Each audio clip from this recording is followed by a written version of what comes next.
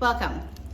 So today I'm exploring this idea of what does it mean to be an empath?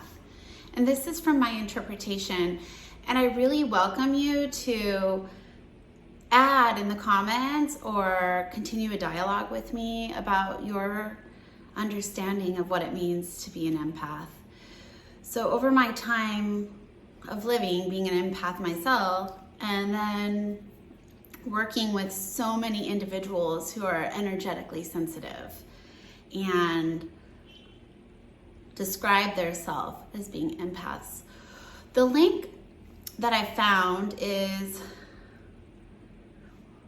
basically when we're growing and developing, if we had a parent, and it doesn't necessarily have to be blatant trauma, but misattunement. So the child's needs maybe were dependent on checking in with somebody who was maybe not consistent or maybe even volatile, or needing to leave themselves as a young one and constantly be assessing their environment to make sure that A, they're safe, but B, how do they get their needs met, and what is the mood of the primary caregiver, and what does that mean for them in that moment of time, so they become sensitive, right? It's a superpower. It's something that could be harvested as a beautiful gift. And just like any gift, there's an underbelly, a double-edged sword.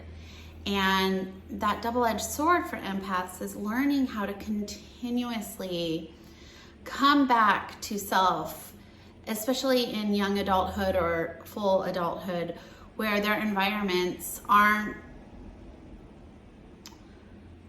as unstable as maybe growing up, or their environments are actually something they can create themselves, right? So checking in with the person who's tending to you isn't a necessity anymore, but it was a survival mechanism, right?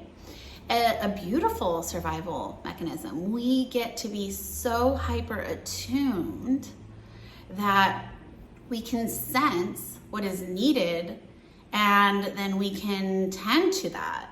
And so the practice as an adult empath is to continue to come back to self and self-need and what is present now, because we are primed to continue to assess our situation.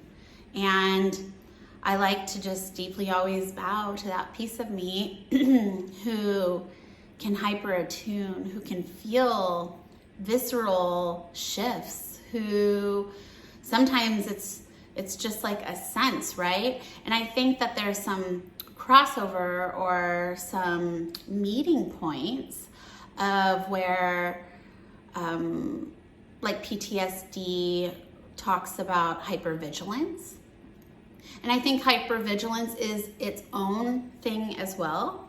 But I also feel like there is an energetic hypervigilance that is happening with being an empath.